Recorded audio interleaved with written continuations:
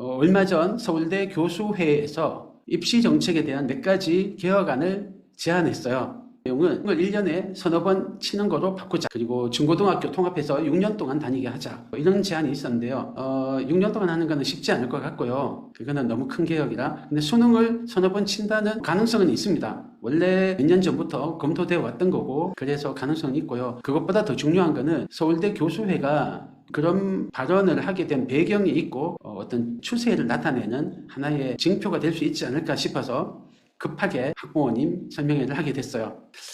수능을 1년에 서너 번 친다고 그런 발언의 배경과 대응 전략에 대해서 말씀드릴게요. 1년에 수능을 서너 번 친다고 하는 서울대 교수회의 개혁안은 그냥 하늘에서 뚝 떨어진 거 아니고요. 미국 모델이에요. 미국의 SAT라고 우리나라 수능에 해당되는 게 있어요. 그 SAT는 1년에 7번 시험 칩니다. 심지어 고3만 치는 게 아니고요. 9학년부터 학년까지 다 칠 수 있어요. 미국 학제가 9학년이라는 게 낯설 텐데 9학년은 우리나라 중3입니다. 중3부터 시험 칠 수 있어요. 그중에 제일 좋은 점수 한 개만 제출하면 돼요. SAT 한 번 치는 학생, 두 번, 세 번, 한 네 번까지 치는 학생이 비슷비슷하게 있어요. 네 번 이상 치는 학생은 안 많은데 그러면은 그날 컨디션 나빠서 수능 망치고 이런 애들한테는 좀 안전하죠.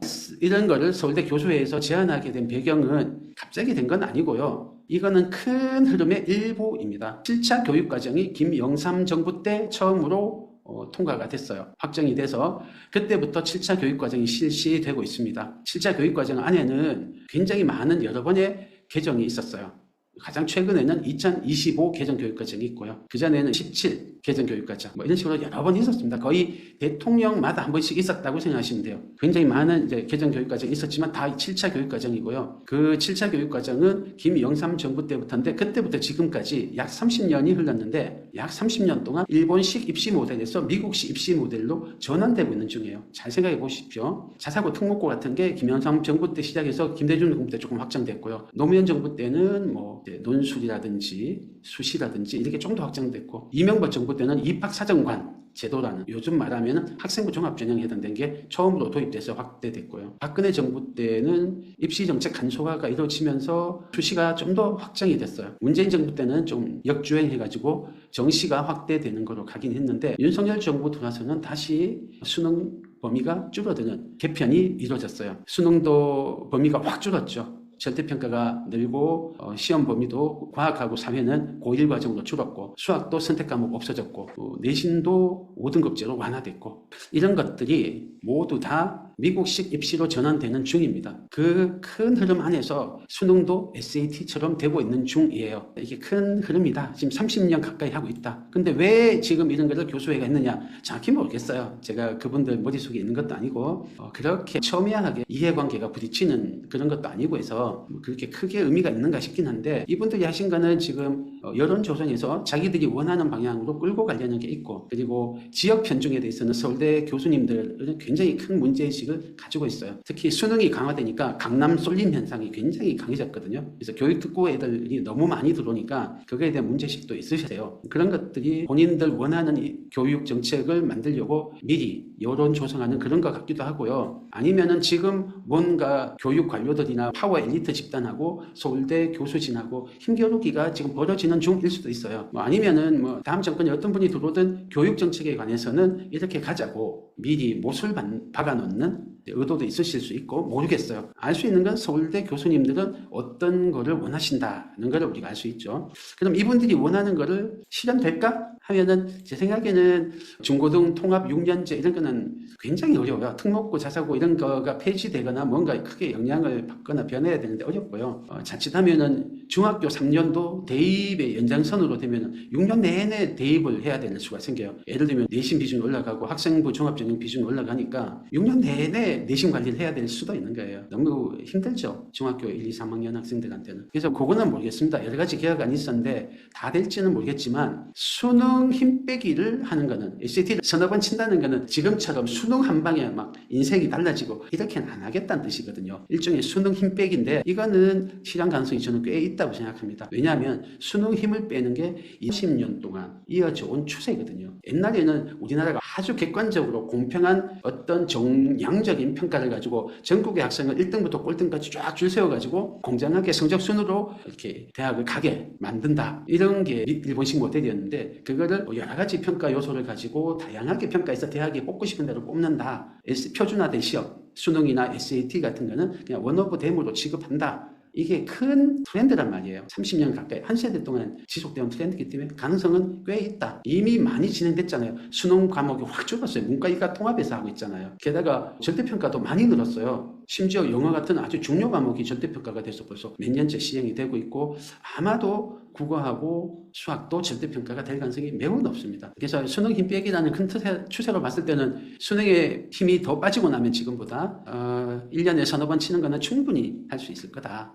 자, 그럼 서너 번 친다고 하면 몇 가지 의문이 떠오릅니다. 무슨 과목을 칠까? 지금은 수능 과목이 국영수에다가 통합과학, 통합사회 5과목이거든요. 여기에 뭐 한국사니 뭐 이런 짜지부리한 거 있는데 빼고 그래도 좀 비중 있는 거는 그렇게 5과목인데 아마 과학하고 사회는 빠질 가능성이 높아요. 다음에 현재 윤석열 정부에서 발표한 대입 기본 골격이 2028 대입 개편이거든요. 대입안이 현재 고1부터 적용이 되는데 적어도 3년은 얘들이 그거로 진행이 될 거예요. 적어도 대통령이 바뀌어도. 왜냐하면 3년 전에 예고를 해야 되니까 3년까지는 현재 어쩌면 중1까지는 이대로 진행이 될 거예요. 근데 중1은 세모입니다. 현재 중1은. 현재 중2까지는 지금처럼 된다고 하면은 통합과 통합사회를 하겠지만 현재 중1 또는 초6부터는 국영수 3과목만 칠 가능성이 매우 높습니다. 시험 범위는요. 국영수의 고1 과정하고 고2 과정의 일부까지만 들어갈 거예요. 지금 수학을 잘 보십시오. 고2 과정의 일부까지만 시험 칩니다. 고2 과정 다 안 쳐요. 이미 그렇고요. 국어는 사실 고1, 2, 3 과정이랑 좀 의미가 적고 영어도 의미가 적잖아요. 그래서 뭐 시험 범위라는 것이 국어하고 영어는 좀 언어 능력이라든지 외국어 능력을 측정하는 시험에 가깝기 때문에 지식을 평가하는 시험의 성격이 적기 때문에 그냥 고1 과정하고 고2 과정의 일부만 해도 돼요. SAT는 어떻게 하고 있냐? 거의 고1 과정까지만 나온다고 보시면 돼요. 고2 과정의 일부를 학교 커리큘럼 따라서 어떤 학교는 SAT의 일부를 고2 이래 한다거나 그럴 수는 있는데 고1도 할 수 있고요. 좀 열심히 하는 중3이면 칠 수 있어요. 그래서 중3부터 SAT를 칠 수 있게 열어줍니다. 그래서 제 생각에는 고1 과정까지 시험 범위가 될 가능성이 매우 높다. 지식에 관해서 것까지. 다만 SAT도 그렇지만 미래의 수능도 SAT처럼 된다면 대학에서 공부할 능력이 있는지를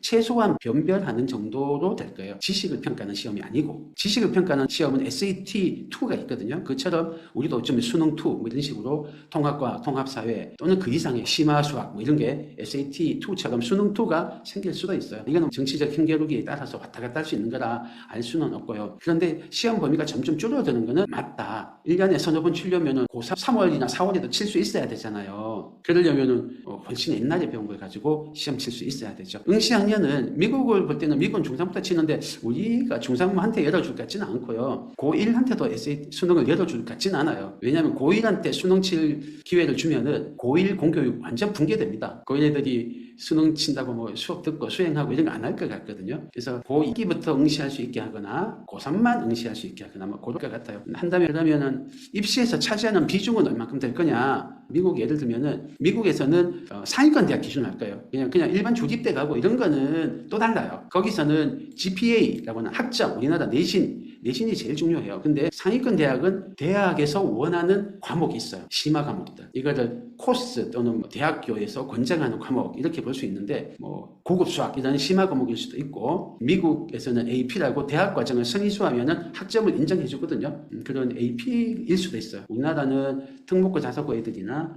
그런 애들은 AP까지 지금도 고등학교 때 하고 있거든요. 그런 거 비중이 미국에서는 1등입니다. 상위권 대학에서는. 왜냐하면 학점이나 SAT가 다 좋으니까 그래요. 그 다음 두 번째로 중요한 건 GPA 학점이고 세 번째가 SAT. SAT가 첫 번째가 아니에요. 세 번째쯤 됩니다. 그 다음에 비교과 뭐 동아리니 수행평가 했던 거니 대회를 한 거니 리더십이니 이런 것들. 그 다음에 에세이. 우리나라는 자소서. 근데 뭐 우리나라에서는 미국에서는 에세이가 되게 비중이 좀 있어요. 그 다음에 추천서 이런 순인데 우리나라에서도 대체로 이거를 따라가지 않겠나, 미국 모델을 그렇게 예상합니다. 이건 더 가봐야 알아요. 이거 뭐 정치적인 게 많이 작용하니까. 이거를 어떻게 해석해야 되냐는 이따가 또 말씀을 드릴게요. 그 다음에 서울대, 연세대, 고려대, 성균관대, 한양대 정시의 내신을 반영해요. 옛날에 윤석열 정부 전에는 정시는 수능 100%를 뽑았어요. 근데 윤석열 정부가 2002 대입 개편 이런 걸 내고 또 2025 개정 교육 과정에서 고교학점제 도입되고 뭐 이러고 저러고 하면서 수능 범위가 줄었단 말이에요. 문이과 통합으로. 그러고 나니까 서울대가 정시의 수능 100%가 아니고 수능 프로의 내신 10%를 하겠다. 그리고 지역균형 선발은 정시의 수능 프로의 내신 20%를 하겠다. 그렇게 처음 했어요. 23학년도 입시부터. 그 다음에 24학년도에는 고려대가 따라해요. 그리고 부산대는 의대 치대만 해요. 연세대, 한양대, 성균관대가 정시의 내신을 반영하기로 했어요. 점점 우리가 생각하는 명문대의 대부분이 정시의 내신을 반영하기 시작했죠. 이유는 수능 범위가 이과 애들이 공부를 했는지 아닌지 체크가 안 돼요. 일단 과학을 예를 들면은 현재 고1 말고 고2, 고3, 작년, 재작년 졸업생들까지도 사탐으로 시험 쳤든 과탐으로 시험 쳤든 다 문과, 이과를 아무데나 지원할 수 있어요. 그래서 이과 애들이 문과 침공 엄청나게 하고 있잖아요. 그러다가 최근에는 사탐론이라고 해서 이과 애들이 그냥 사탐을 공부해버려요. 과학탐구가 어려우니까 아무거나 해도 이과를 의대를 갈 수 있고 서울대도 갈 수 있고 하니까, 서울대는 조금 다르긴 한데 하여튼 상위권 대학을 갈 수 있으니까 애들이 점수 따기 좋은 사탐으로 가버렸어요. 그래서 수능 점수를 받아가지고 정시로 이과를 가요. 이런 문과 침공과 사탐론이 벌어지고 하니까 서울대나 이런 데서는 이과 공부 안 하고 물리 공부 안 한 애가 전자공학과 들어오고 이런다니까요. 그래서 뉴스에 막 나오잖아요. 이과 놓고 물리 안 해가지고 물리 과외 받고 있고 대학 다니면서 그런다고. 이렇게 사탐론이나 문과 침공이 벌어지고 하니까 얘들이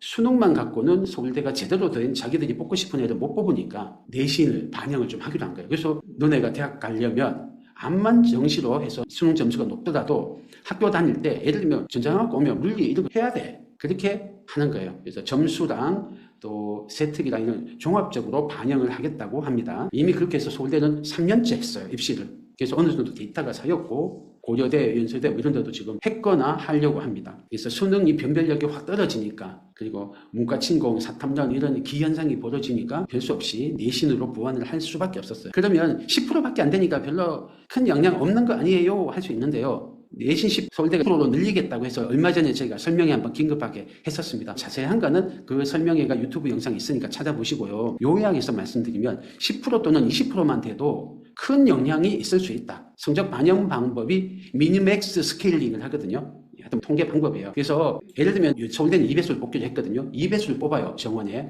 수능만 가지고 100% 수능으로 2배수를 뽑아요. 근데 요 2배수 애들의 성적 차이가 별로 안 크면은 내신이 좀 망했더라도 수능 문제 한두 문제만 더 맞으면 망해할 수 있어요. 그런데 빵꾸가 나면, 빵꾸가 뭐냐면은 2배수를 뽑았는데 원래는 붙을 수 없는 엄청나게 말하자면 불가능한 성적의 애가 그냥 우주 상향으로 그냥 확 지원한 거예요. 눈치 작전으로. 그런데 어쩌다 보니까 눈치 작전에서 빵꾸가 나가지고 지원자가 적었던 거예요. 그러면은 점수 엄청 낮은 애가 2배수 안에 들어와서 붙는 수가 있어요. 근데 그렇게 되면 위험한 거예요. 얘 때문에 미니맥스 방법으로 점수 조정을 하면은 서울대 공식이에요. 하여튼 서울대 공식을 하면 수능 변별력이 거의 없어져요. 내신으로만 변별이 돼요. 애들이. 그 2배수를 합격자를 뽑을 때 내신 순서로 뽑아지게 돼요. 그런데 그게 몇 번 벌어졌어요. 이미 서울대는 3년이나 했기 때문에. 그래서 빵꾸가 나면은 내신 따라 합격 불합격이 쫙 달라져요. 수능 만점도 떨어져요. 내신 나쁘면. 그런데 빵꾸가 꽤 있어요. 꽤 적지가 않아요. 특히 합격자 수를 1.5배수가 아니고 2배수로 늘렸거든요. 2배수로 늘리면 진짜 배짱 지원한 애가 2배수 안에 들어가는 수가 생겨요. 그러고 나면은 내신으로만 줄 세우기가 돼요. 수능은 변별력이 없어지거든요. 거의. 그러면 앞으로 어떻게 되겠냐. 제 생각에는 앞으로 한 2, 3년은 그대로 갈 것 같아요. 현재 중2까지는. 중1 되면은 이제 정부가 바뀐 다음에 새로운 정부에서 뭔가 이제 연구하고 해서 교육부 장관 들어오고 뭐 이제 쿵딱 꺼지다가 발표가 나면은 현재 중1 또는 초6부터 바뀐 게 될 거예요. 그 전까지는 윤석열 정부의 대입 정책을 따라갈 수밖에 없거든요. 그러면은 몇 년은 요 상황이 더 간다. 내신 반영하는, 정시에도 내신 반영하는 게 요거. 얼마 전에 휘문하고 세화라는 서울의 최고 명문 고등학교가 광역단위 자사고거든요. 미달이 났어요. 그것도 조금 미달도 아니고 꽤 미달이 났어요. 휘문 세화는 수능 만점도 많이 나오고 하는 아주 입시 명문이죠. 의대 합격자 수 할 때 휘문이 어느 정도냐면 1년에 근 100명이 의대를 합격했어요. 그 정도로 엄청나게 공부 잘하는 애들 많이 지원하던 학교인데 갑자기 이번에 현 고1이 지원할 때 비단이 났어요. 세화하고 휘문이. 근데 중동고는 똑같은 광역단위 자사고인데 평년 수준의 경쟁률을 유지했거든요. 좀 기현상이죠. 왜냐하면 윤석열 정부가 내신을 5등급제로 바꿨기 때문에 내신 부담이 줄어서 특목고 자사고가 대박 날 거다 했는데 오히려 쪽박이 났단 말이에요. 왜 이렇지? 해서 이거 저희 설명회 한번 했습니다. 이것도 저 유튜브 영상이 있으니까 한번 찾아보십시오. 원인은 종합 정리하면 수능으로 휘문하고 세화는 대학을 많이 갔단 말이에요. 애들 다 수능 공부를 시켰고 그게 문재인 정부의 수능 100%를 뽑는 이 정시 전형 비중이 1%로 늘리면서 수능으로 가고 싶은 최고 상위권, 극상위권 대학 갈 때 엄청난 이득을 받던 데가 휘문하고 세화예요. 그래서 완전 수능 위주로 체제가 정비되어 있는데 갑자기 윤석열 정부 때문에 수능이 흰빼기가 돼버린 거예요. 그러니까 수능만 갖고 하다가 휘문 가서 내신 깔리면 서울대 예를 간다. 어디 빵꾸난과를 가면은 그냥 떨어지는 게 수능 만점 받아도. 의대도 또 그런 거 채택할 위험이 있다면 부산대는 이미 채택을 했단 말이죠. 부산대 의대는. 그러니까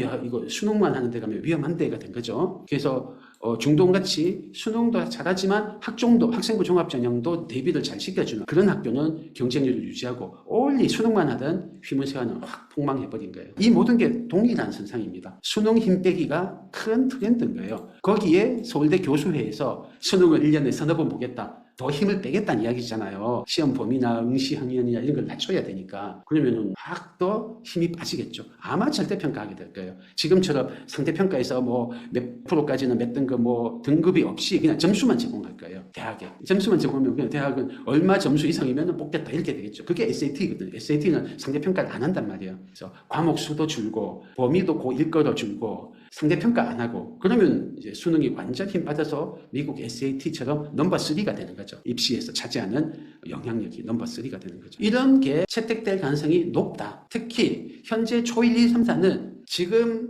중학교 1학년, 6학년, 5학년 얘들은 그래도 현재처럼 어느 정도 수능하고 내신 둘 다 해야 되는 상대평가 체제가 되겠지만 얘들 때는 교육과정이 한 번 더 바뀌었을 때거든요. 현재가 2025 개정 교육과정 박근혜 정부 때 완성된 거거든요. 문재인 정부는 안 바꿨어요. 그럼 그 다음 정부에서는 바꿀 때가 됐어요. 아마 30 개정 교육과정이거나 많아봤자 2032 개정 교육과정일 거예요.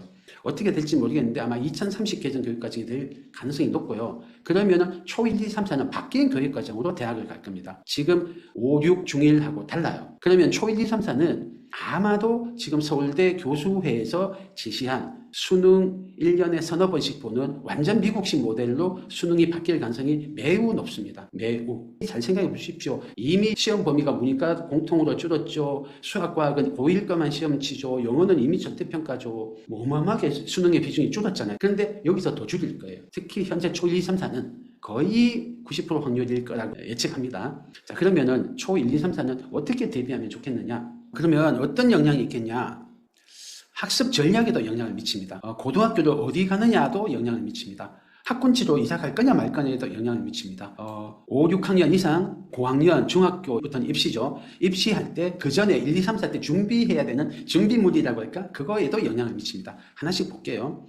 학습 전략을 보시면요. 얘들이 수능처럼 표준화된 시험이 아니고 학교에서 뭔가 꼼짝꼼짝 한 거가 반영 비율이 올라간다. 그리고 미국 입시처럼 GPA, 내신보다 더 중요한 심화 과목 이런 거를 이수해야 된다. 대학에서 원하는 과목이 따로 있어요. 무슨 대학 무슨 과에는 어떤 걸 원한다가 있는데 그런 거를 심화 과목들을 따로 준비해야 된다고 했을 때 한번 생각해 보십시오. 그냥 강제 운동시키는 군대에서 운동하는 것처럼 강제로 운동시키는 그런 운동하는 경우랑 자기가 어떤 프로 선수가 된다거나 그렇기 위해서 스스로 엄청나게 열심히 하는 거랑 효율이 다르죠. 모든 시험 범위가 정해져 있고 양도 적고 그리고 표준화된 시험으로 체크가 되면 수능같이 아니면 그냥 보통 내신같이 그렇게 표준화된 시험으로 상대평가를 한다고 하면은 정해진 범위를 딸딸딸 열심히 공부하는 거면 돼요. 특별히 자기가 더 찾아서 뭐 할 것도 없고요. 학원이라는 시스템으로 강제로 돌려버리면 군대에서 운동하듯이 돌아간단 말이에요. 그런데 고급 물리로 돌아야 된다. 저희 아들이 고3인데 지금 고급 물리를 듣고 있어요. 수능에도 안 나오는 고급 물리를. 분당인데 분당의 고급 물리가 한 학교에 한 과정이 개설이 안 돼요. 시험 그걸 공부하려는 애가 너무 적으니까 그냥 분당 전체를 묶어서 고급 물리 온라인 수업을 해요. 일주일에 한 번씩. 이거 몇 명 안 되죠. 10명인가 있다고 하던데 고3이 고급 물리 수능에도 안 나오는 거 하고 있는 그런 애들이 저희 아들 포함해서 몇 명 있죠. 이런 애들 스스로 찾아서 공부하고 학원이 없어서 저희 아들이 선생님 수업으로 다 이해가 안 되니까 다른 이제 교재 막 사서 보고 고급 물리 준비하면 대학 교재도 찾아보고 이렇게 해야 되거든요. 그렇게 스스로 찾아서 공부할 수 있어야 돼요. 미국의 아이비리그 대학 바로 직류학과는 민사고 외대부고 애들 보면은 AP 학점을 3학점짜리 한 과목 이상을 A를 따고 들어가거든요. 그래야 합격이 돼요. 그러면 걔들이 AP 과목 공부할 때 미국 대학 과정 배우는 뭐 일반물 이런 거를 공부할 때 학원 다니면서 공부할 것 같아요? 아니잖아요. 자기가 공부해요. 자기가. 공부 방법도 여기 딱 정해진 교과서 안에서 나와, 거기 문제집에서 나와, 족보 안에서 나와, 이거 아니잖아요. 엄청나게 방대한 양을 그냥 대학교 공부처럼 시험 문제를 막 낸단 말이죠. 그거를 해낼 수 있어야 돼요. 그러려면 지적 호기심이라든지 혼자서 공부하는 태도라든지 학습 능력이라든지 사고력이라든지 이런 배경 지식이라든지가 다 있어야 돼요. 이 4개가 정서, 태도, 능력, 지식이 다 있어야 돼요. 수능이나 내신처럼 정해진 범위에 상대평가를 하는 표준화 시험 할 때는 정서, 태도, 능력이 좀 부족해도 돼요. 그냥 많이 하면 돼요. 일찍부터 많이 뺑뺑이를 돌면 돼요. 그런데 이거가 균형 있게 다 돼야 돼요. 특히 혼자 공부하는 능력이 필요해요. 혼공 능력, 혼자 공부하는 능력. 왜냐하면 고급 물리 또 대학교에서 배운 일반 물리 이런 거를 혼자 공부해야 되는데 학원이 있겠어요? 없잖아요. 그래서 그걸 혼자 공부할 수 있는 기초 체력을 만들어 주셔야 합니다. 공부를 사랑하도록, 호기심이 많도록. 그래서 혼자서도 찾아보고 책 읽고 공부할 수 있도록 독해력도 길러주고 그래야 돼요. 그 다음에 제 생각에는 이렇게 바뀌면 미국은 선행학습을 학생들이 별로 안 하는 것 같아요. 엔도버나 이런 기숙학교, 보딩스쿨 가서 명문학교를 간 애들 보면은 선행학습 안 하고도 가서 충분히 할 수 있는 것 같아요. 근데 제 생각에는 우리나라에서 그렇게 선행학습 안 하고 있다가 고등학교 가면은 못 쫓아갈 것 같아요. 지금도 선행학습 안 하면 열심히 공부하는 고등학교나 특목고, 자사고 가면은 못 쫓아가거든요. 왜냐하면 가서 진도가 뭐 이런 식이요. 너네 고등학교 물리 다 했지? 그냥 우리 가볍게 한 학기 만에 고등학교 물리 진도 다 나간다. 이 정도 컨셉으로 과학고, 영재고는 하거든요. 자사고도 비슷해요. 고2 때부터 AP 이런 걸 공부하거든요. 대학 과정을. 그러면 얘들은 그런 심화 과목을 외대보거나 민사고에서 아이비리그 유학 가듯이 AP 3학점짜리 5과목 A 받아야 돼. 그 외에 심화 과목하고 수행평가만 하고 동아리하고 자기 산점을 쓰고 이런 비교과 많이 해야 돼. 하면은 이런 거 한 시간이 있어야 돼요. 지금 이제 가서 공통수학 1하고 2하고 대수하고 뭐 미적분하고 그 다음에 심화 미적분하고 뭐 고급 수학하고 할 학점이 안 나오잖아요. 바로 그냥 미적분, 고급 미적분 이런 거 막 들어야 된단 말이에요. 그러려면은 미리 해놓은 게 필요하단 말이죠. 안 하고는 못해요. 제 생각에는 선행학습을 해야 입시 정책이 어떻게 바뀌든 대응할 수 있습니다. 전에는 그냥 내신 잘하고 수능 잘하면 되니까 선행을 조금 늦게 해도 결국은 결판은 그냥 다 똑같은 범위에 거로 나니까 미리 많이 공부했을 필요는 많지는 않았어요. 없진 않죠. 지금도 고등학교 가서 수행평가하고 하려면 선행학습 안 하고는 상위권을 유지할 수가 없긴 해요. 하지만 그 필요성이 더 올라간다라고 생각합니다. 그리고 지금은 중킬러, 킬러 이런 문제가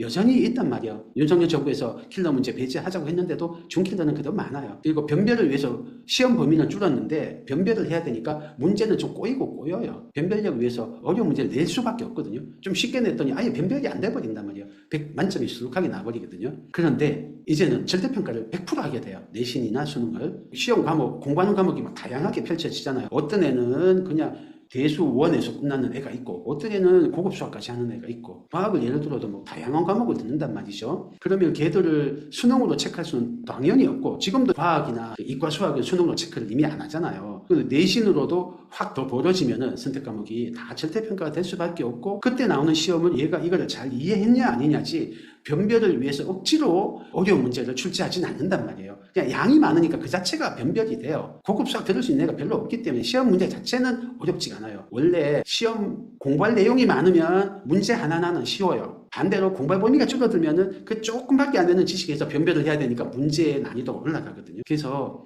심한 문제를 필 필요는 점점 줄어듭니다. 지금은 어찌된 영문이지 초등학교에서 최상위 수학을 넘어서서 왕수학이니 뭐니 각종 교과 극심화 문화가 좀 퍼지고 있는데 제 생각에는 그거는 고학년은 모르겠는데 1, 2, 3, 4학년한테는 조금 안 맞는 것 같아요. 그냥 최상위 정도면 충분하다. 왕수학이니 뭐니 이럴 필요는 없다. 다만 사고력은 개발할 필요가 있죠. 학습하는 데도 필요하니까. 하지만 어려운 문제, 맵에 꼬인 문제를 잘 풀기 위해서 까다로운 문제 푸는 훈련하는 건 별로다. 특히 성대경 씨 같이 변별을 위해서 맨날 카운팅 문제만 있거든요. 그런 까다로운 문제 잘 푸는 훈련하는 건 별로 바람직하진 않다. 그 다음 고교 유형 관련해서는 제 생각에는 특목고 비중이 좀 올라갈 것 같아요. 특목고 인기가. 왜냐하면 아마 1, 2, 3, 4학년이 갈 때는 수능 절대평가에 더해서 내신까지도 지금 5등급제가 아니고 그냥 절대평가가 될 가능성이 매우 높습니다. 그렇게 되면 특목고가 훨씬 유리하죠. 지금 내신 불이익이 있단 말이에요. 그러니까 내신 10%만 반영해도 달달 떨면서 휘문이나 세화를 안 가잖아요. 그런데 내신이 상대평가가 아니고 그냥 절대평가로 바뀌어버리면 특목고가 오히려 유리하죠. 심화 과목이 많으니까. 그래서 일반고는 좀 불리해질 것 같다. 근데 이거는 워낙 정치적으로 민감한 이슈라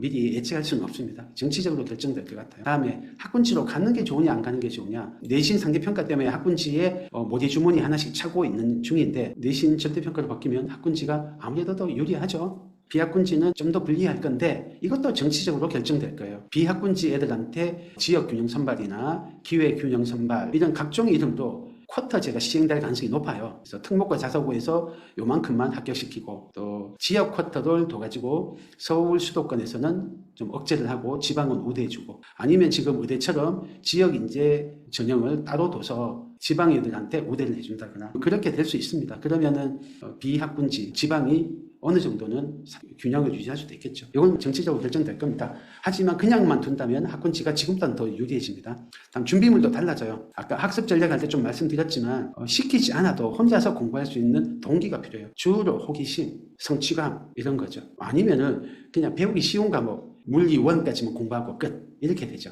고급 물리 안 하죠 애들이. 다음 혼자 공부하는 능력 꼭 필요합니다. 학원이 지금은 모든 애들이 똑같은 과목 들으니까 학원이 발달돼 있어요. 그리고 시험 문제도 표준화된 시험이니까 적은 범위의 지식을 딸딸딸 어떻게든 간에 잘 연구하면 나올 만한 시험이 대비가 돼요. 하지만 1년에 수능을 30번씩 치는데 그렇게 막 고의 문제, 변별력 문제가 안 나온단 말이죠. 시험 범위도 고1 과정까지밖에 안 나오면 그냥 기초 능력을 측정하는 거고 나머지 입시에서 변별력은 어떤 심화 과목을 들었느냐 자기가 가고 싶은 대학이 원하는 권장 과목을 수강했느냐에 달렸을 거니까 그런 심화 과목은 학원이 없을 텐데 학원도 없는 심화 과목을 혼자 공부할 수 있어야 돼요. 혼자 공부할 수 있으려면 독해력도 있어야 되죠. 그리고 혼자서 이렇게 저렇게 공부해본 경험이 있어야 돼요. 자기 조절 능력 같은 게 있어야 돼요. 그 다음에 사고력 당연히 필요하겠죠. 그동안은 이제 문제 잘 푸는 능력에는 사고력이 아닌 다른 것도 끼어 있는데 이제는 순수하게 사고력이 더 말을 할 거예요. 그리고 미국 예를 보면 미국에서는 엔도버나 이런 이제 특수한 보딩 스쿨 애들이 명문대를 많이 붙는데 그렇게 많이 붙는 데는 얘들의 학생부가 굉장히 풍성해요. 우리나라는 세특이라고 해서 세부 특기사항을 적어줄 수 있는 게 굉장히 다양하죠. 그게 어떤 거냐면 동아리 활동, 수행평가 이런 건데 그거는 그냥 문제 푸는 거하고 완전 다른 차원의 거란 말이에요. 어떤 프로젝트를 설정해서 제가 그 프로젝트에서 발표하고 그걸 선생님이 써주고 이런 식이거든요. 그래서 탐구 능력이 필요합니다. 특히 영재고보단 과학고에서 탐구 능력을 많이 봐요. 요건 저희가 성남과학고 생기는 거 대비한 설명에서 말씀드린 적이 있어요. 그리고 그림, 이게 우리로 말하면 근성이나 투지 이렇게 말할 수 있는데 열심히 공부할 수 있는 엉덩이 힘일 수도 있죠. 이것도 길러주시는 게 필요합니다. 이런 것들이 길러지는 거예요. 타고나는 게 아니고 언제부터 길러줘야 되냐. 저는 어릴 때가 중요하다. 이미 이런 학습 동기나 홍공 능력이나 사고력이나 탐구 능력이나 그릿 같은 거는 제가 지켜보면은 초등 때 거의 완성되는 것 같아요. 거의 1년 만에 되진 않지만 긴 세월 3, 4년 이상에 걸쳐서 이게 완성되는 것 같아요. 자 그러면 그 아까 말한 준비물부터 해서 몇 가지를 해야 됐잖아요. 그걸 어떻게 갖춰줄 거냐. 제가 생각에는 독서가 제일 중요합니다. 홍공 능력을 위해서도 중요하고요. 제 생각에는 학습 능력에도 독서가 가장 중요하고요. 어쩌면 그릿 혼자 열심히 해야 되잖아요. 그거에도 독서가 큰 영향을 미칩니다. 폭넓은 독서를 통해서 정신이 성숙해진 애들이 회복 탄력성도 있고 목표의식도 뚜렷하고 자기 컨트롤 능력도 강해지고 의지도 높고 해서 더 많이 열심히 할 수 있어요. 독서가 제일 중요합니다. 첫째는 독서. 두 번째는 성취감을 느낄 수 있는 기회를 많이 만들어 주셔야 됩니다. 어릴 때부터. 시키는 거를 수행한 것도 좋긴 해요. 근데 그 과정에서 이렇게 해라고 로봇처럼 조종하지 마시고 학생이 스스로 선택해서 뭔가를 할 수 있는 기회를 좀 주십시오. 이 자율성이 주어진 속에서 내가 성공했을 때 진짜 이건 내가 한 거야 라고 해서 큰 성취감과 자신감이 생겨요. 그래야 더 열심히 할 마음이 생깁니다. 모든 공부를 수학도 그렇고 과학도 그렇고 국어도 그렇고 영어도 그렇고 성취감을 느낄 수 있게 잘 세팅을 하십시오. 저희가 사고력 수학할 때도 성취감과 자율성의 관계나 한번 설명을 드린 적이 있는데 한 번 더 할게요. 그 다음에 사고력을 길러주시는 것을 저학년일수록 많이 하시면 좋은 것 같아요. 사고력이 강한 학생하고 아닌 학생하고 똑같은 학습을 해도 효율 차이가 몇 배로 벌어지고 탐구를 하거나 할 때 얼마나 더 깊이 있게 탐구할 수 있느냐가 완전 달라지기 때문에 표준화된 시험을 한정된 지식을 가지고 표준화된 시험에 성적을 내는 것과는 또 다른 레벨이 됩니다. 그리고 탐구 경험이 점점 더 많이 요구될 것 같아요. 학교에서 뭘 어떻게 하느냐를 보고 학생부 종합전형 비중이 올라가는 거라서 선생님이 학생부에 뭐라고 적어주시는 게 필요해요. 그래서 이것도 저희 설명에 한번 했는데 영재교육원 또 각종 학교에서 하는 대회들이 있습니다. 대회 안 되면 사설교육기관에서 하는 산출물 이런 것들을 하시면 좋고 과학 전시관 또 수학 박물관 이런 체험 활동을 많이 하시면 좋고 프로젝트 해주시면 좋고 디베이트 하면 좋아요. 그 다음에 공부 습관 잡아주시는 거 되게 필요합니다. 어느 정도 이상의 습관이 없이는 재미만으로 공부를 많이 할 수는 없거든요. 그래서 어릴 때부터 꼭 습관을 만들어 주십시오. 습관 만들어 주시는 것에서 제일 중요한 거는 일관성이에요. 일관성을 유지하셔서 공부 습관 만들어 주시고 집에서 공부 습관 만드는 게 어렵다 하시면은 학원 도움 받으시면 도움이 됩니다. 학원은 부모님보다는 훨씬 따박따박 공부를 시키거든요. 그리고 집단이 같이 공부하니까 집단의 힘이 있어서 집에서 응석 보이던 애가 학원에서는 굉장히 으쓱하게 행동해요. 그래서 습관 들일 때 도움 받으시면 좋습니다. 다음에 선행이 필수냐 먼저 할게요. 선행이 필수냐? 제 생각엔 선행보다 더 중요한 건 기초 체력입니다. 아까 말씀드렸던 준비물들, 정서, 태도, 능력 이런 게 더 중요한데요. 선행보다는 그게 더 중요한데 하지만 상위권이 목표라면 기초 체력은 당연하고 플러스 알파 선행을 해야 돼요. 아니면 고등 가서 심화를 못합니다. 다만 선행이 필요하다고 해서 수박 거달기 선행은 마시고 제대로 된 선행을 하십시오. 어떻게 하는 게 제대로 된 선행이냐? 이건 저희 다른 설명에서 했으니까 그거 참고하시거나 다음에 설명을 한 번 더 할게요. 선행 시기는 독서는 제일 먼저 선행을 해야 돼요. 이걸 선행이라고 인식은 안 하시는데 제 생각에는 할 수 있으면 어릴 때부터 한글 교육 하시는 걸 권장합니다. 이거 불가능하다 하시는데 신기한 한글나라부터 해서 많은 방법이 있어요. 억지로 시켜서 애들이 정서가 다치게 할 필요는 없는데 그냥 재밌게 하다 보면 한글 읽을 수 있게 만드는 게 많아요. 그리고 좋은 책들, 애들 읽기 좋은 책 많고 그냥 사과가 쿵 이런 거 있잖아요. 그런 거 저도 어릴 때 우리 아들, 딸한테 많이 읽어줬는데 그거 같이 읽고 하면은 애들이 따로 한글 교육 안 해도 굉장히 일찍 독서가 됩니다. 글을 몰라도 부모하고 같이 책이란 걸 펴놓고 부모가 낭독해주고 하면 부모 자식 사이도 너무 좋고요. 그래서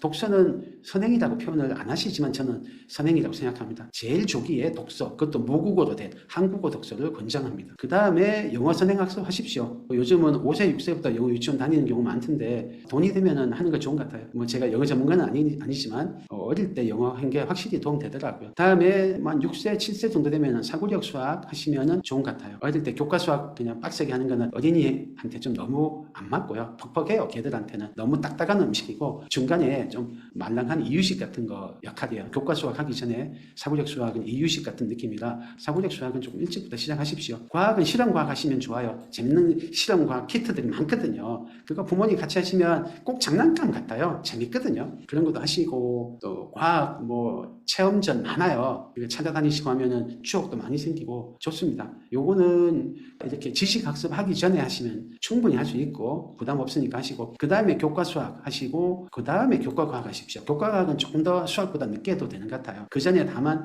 과학 독서는 좀 일찍부터 하시고 과학 잡지 한 권 보시고 그렇게 해서 요 순서로 선행을 하시면 적당한 것 같습니다. 그러면 저희는 어떻게 하고 있냐? 저희 GTG가 아까 말씀드린 준비물들 만들고 또 선행 학습하기 위해서 프로그램을 만들었습니다. 원래 하고 있던 사고력 수학 있고요. 다음에 문제풀이 사고력, 여러분이 이제 창의 사고력 문제집이라고 하는 거를 푸는 것도 하고 있습니다. 그래서 이거 두 개는 이제부터 저희가 하고 있고요. 올해부터는 6세 2학기부터는 6세도 모집할 생각이에요. 하반기에 그 전에 설명회 안내하고 할 테니까 이용하시고요. 교과 수학을 저희가 1학년 1월 달부터 스타트를 해요. 요새는. 그래서 1Y 1반이라고 해서 지금 시작했고 4학년 1학기로 시작했습니다. 이번에 1Y 2반을 모집합니다. 1Y 2반은 5월 달에 시작합니다. 자세한 거는 저희 데스크에 전화하시면 됩니다. 시작은 3학년 2학기 선행합니다. 그리고 3학년 1학기 최상위 수학 병행해서 선행 심화를 같이 갑니다. 주 1회에 3시간 한 번 합니다. 3시간짜리 수업 한 번 하고 페이스는 어느 정도 페이스로 나가냐 하면 2학년 중반에 초등이 끝납니다. 2달 반에 한 학기 정도 나가는 페이스예요. 중등과정을 그래서 2학년 중반에 시작합니다. 이렇게 나가면 또 한 1년 반 조금 안 되게 하면은 중등이 끝나서 4학년 올라갈 때쯤에는 고등 시작합니다. 너무 빠르죠. 1와 2호는 이것보다 더 빨라요.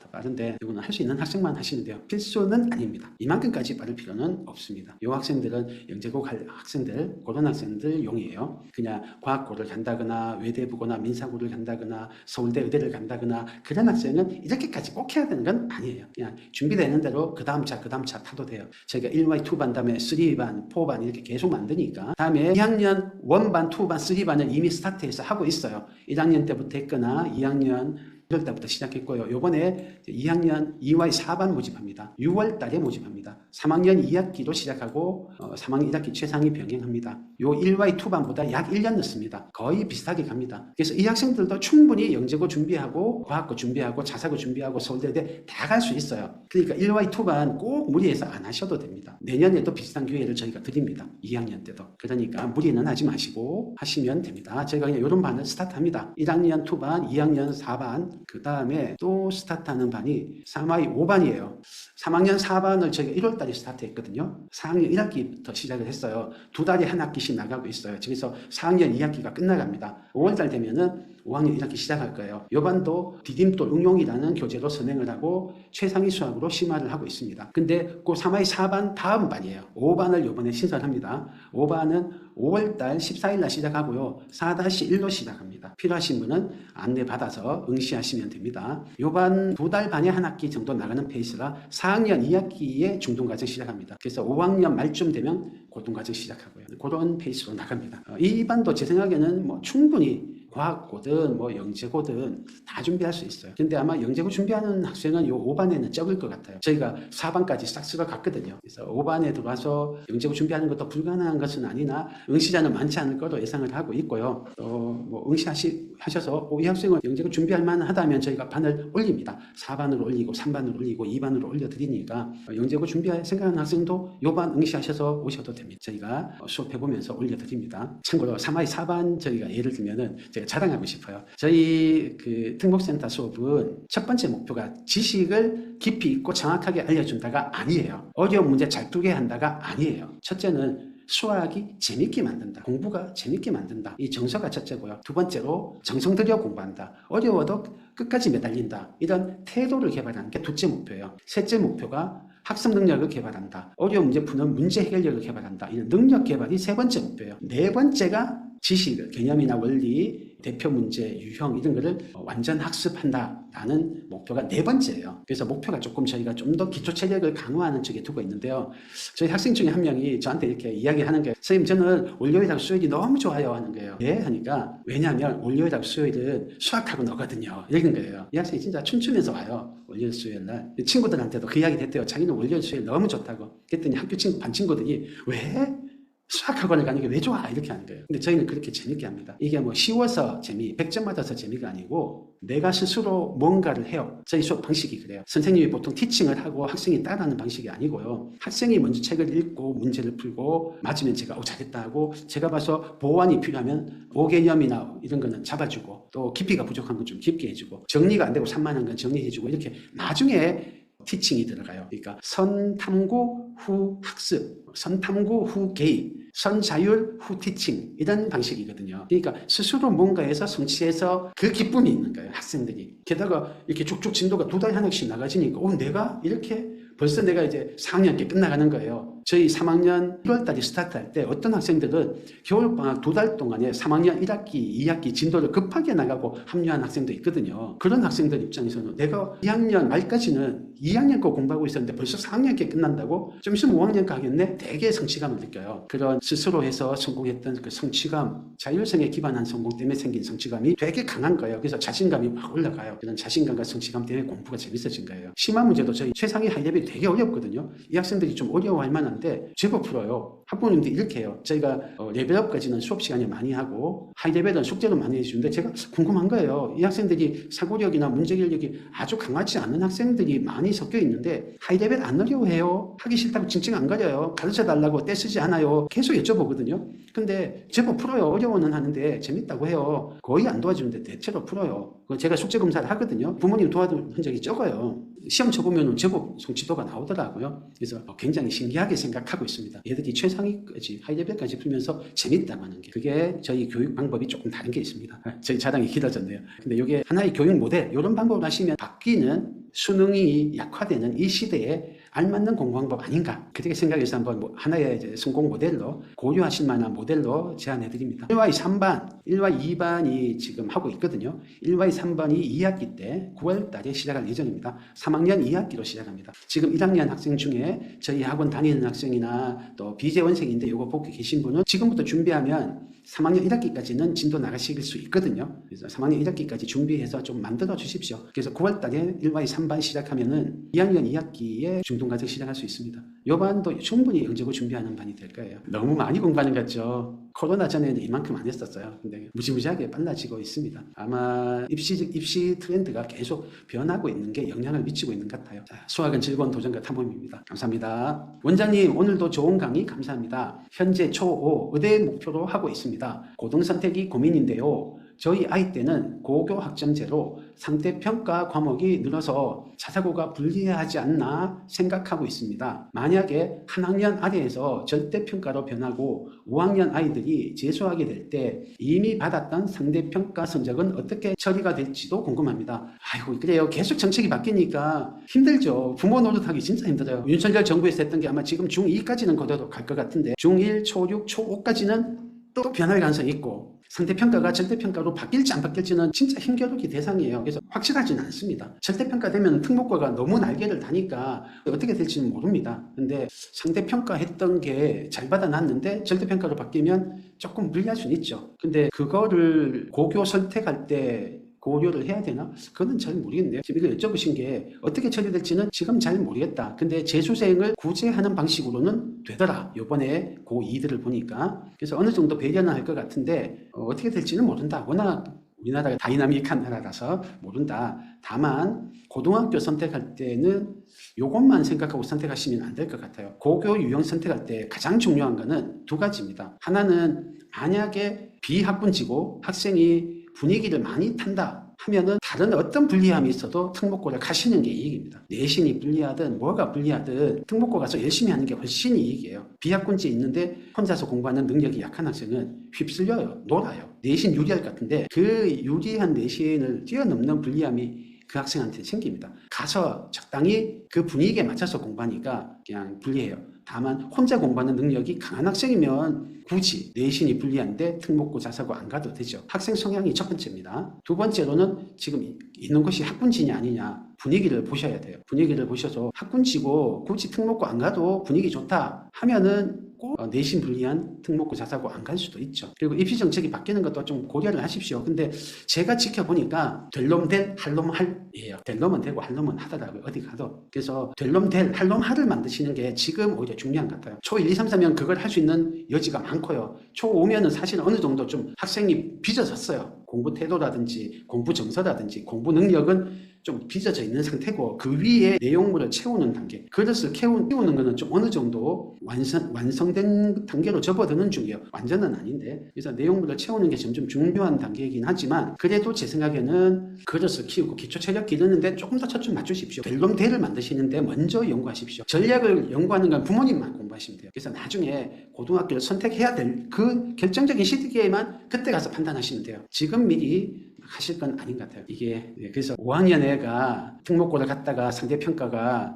받아놨던 좋은 상대평가를 뭐 절대평가로 바뀌어서 손해볼 수 있는데 특목고를 갈까요 말까요는 조금 이르다. 상황 보고 부모님만 계속 이런 설명에 다니시면서 공부하시고 하시다가 그때 가서 현명하게 대응하시면 되고 안 늦어요. 다만 될 놈 대를 만드십시오. 두 번째 초2군요. 원장님 주옥 같은 말씀들 감사합니다. 혹시 특목 교과반 친구들 중에 진도를 잘 못 쫓아가는 경우도 있는지 궁금합니다. 그런 친구가 있다면 어떻게 백업해 줄 수 있는지도 궁금해요. 지금 제가 3화 4반 하고 있는데요. 4반은 사실은 1반, 2반은 굉장히 일찍 공부 시작한 애들이에요. 3반도 꽤 일찍 했는데 4반은 원래 저희 학원에서는 4반을 모집을 잘 안 했었어요. 그러다가 제가 이번에 4반을 모집해 본 거거든요. 3화 4반을 모집했고 진도도 4학년 1학기로 시작했기 때문에 어떤 애들은 2학년 2학기 진도 나가던 애들이 막판에 두세 달 급하게 공부해서 합류한 애들도 있어요. 저희 사고력 재원생이 많은데 사고력반도 중간 밑에 있는 애들도 섞여 있었거든요. 근데 그런 애들을 최상위 하이레벨 풀리는 게 모험인데 제가 한번 해봅시다. 우리 애들이라고 최상위 못 풀라는 법이 있나요? 한번 되도록 만들어 봅시다 해서 최상위를 하고 진도도 원래는 석 달에 한 학기씩